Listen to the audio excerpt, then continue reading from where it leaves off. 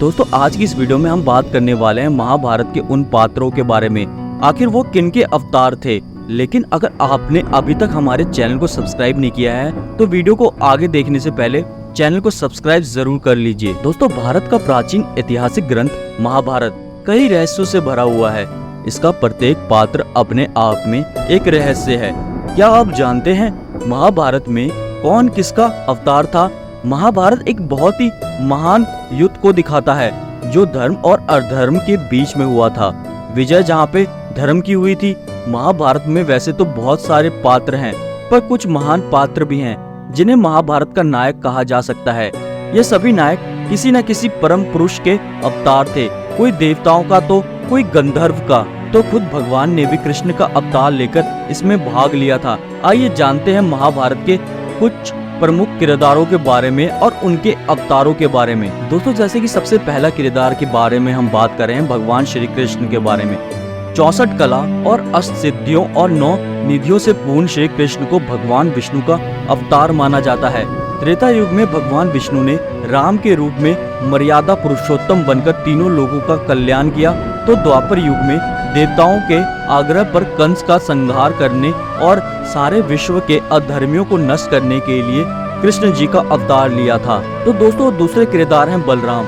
महाबली बलराम शेषनाग के अंश थे। जब कंस ने देवकी वासुदेव के 6 पुत्रों को मार डाला तब देवकी के गर्भ में भगवान बलराम पधारे। योग माया ने उन्हें आकर्षित करके नंद बाबा के यहाँ निवास कर रही श्री रोहिणी जी के गर्भ में पहुंचा दिया, इसलिए उनका एक नाम संकर्षण पड़ा। बलवानों में श्रेष्ठ होने के कारण उन्हें बलभद्र भी कहा जाता है। कृष्ण के बड़े भाई होने के कारण उन्हें दाऊ जी भी कहा जाता है। बलराम जी का विवाह रेवती से हुआ था। महाभारत युद्ध में बलराम तीर्थ यात्रा के लिए चले गए थे। यदु वंश के संहार के बाद उन्होंने समुद्र तट पर आसन लगाकर अपनी लीला का अंत कर लिया था। उनके शौर्य की गाथाएं अनेक हैं। तो वहीं अगला पात्र है भीष्म। कृष्ण के बाद भीष्म का नंबर आता है, जो महाभारत के प्रमुख किरदारों में से एक थे। धू नामक वसु ने ही भीष्म के रूप में जन्म लिया था।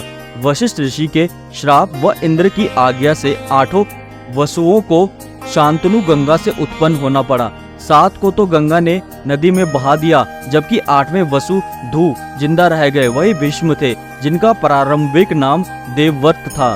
द्रोणाचार्य। भीष्म के बाद द्रोणाचार्य को सबसे अहम माना जाता है। देवगुरु बृहस्पति ने ही द्रोणाचार्य के रूप में जन्म लिया था।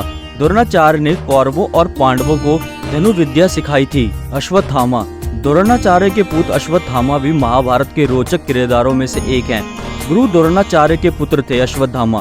पिता पुत्र की जोड़ी ने मिलकर महाभारत में कोहराम मचा दिया था। पौराणिक कथाओं में बताया गया है कि अश्वत्थामा को महादेव, यम, काल और क्रोध के सम्मिलित अंश से उत्पन्न किया गया था। कर्ण। देवताओं में सबसे प्रमुख सूर्य देव के पुत्र कर्ण।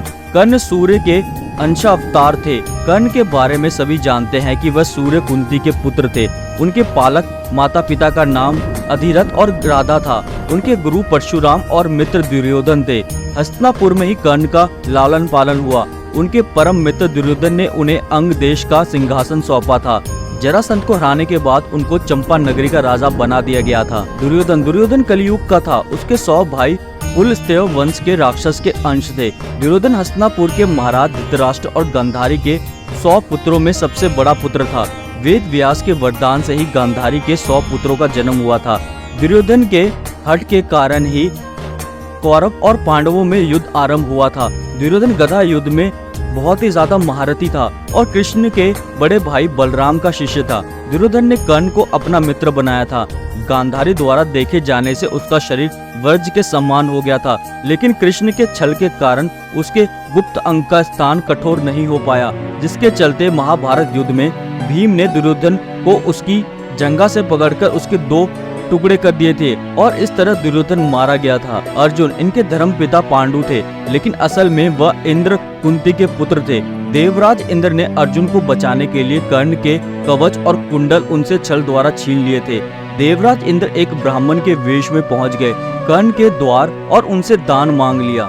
भीम को पवन पुत्र कहा जाता है। हनुमान जी भी पवन पुत्र ही थे।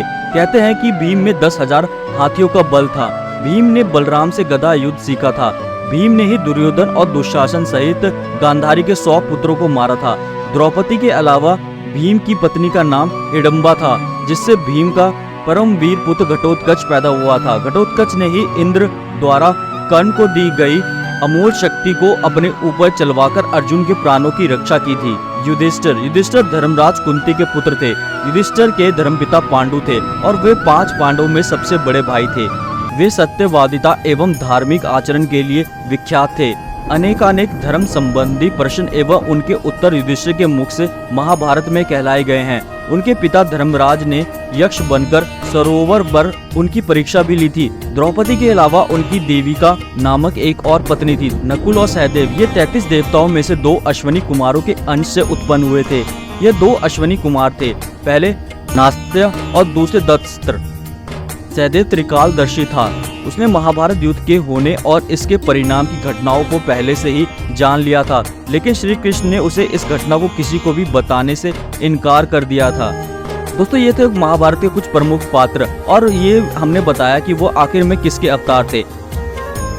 आपको इनमें से कौन सा पात्र सबसे ज्यादा अच्छा लगता है महाभारत में? कमेंट करके जरूर बताएं, या आपका कौन सा फेवरेट है ये भी हमें बताएं। वीडियो चलेगी, वीडियो को लाइक, चैनल को हमारे सब्सक्राइब जरूर करें।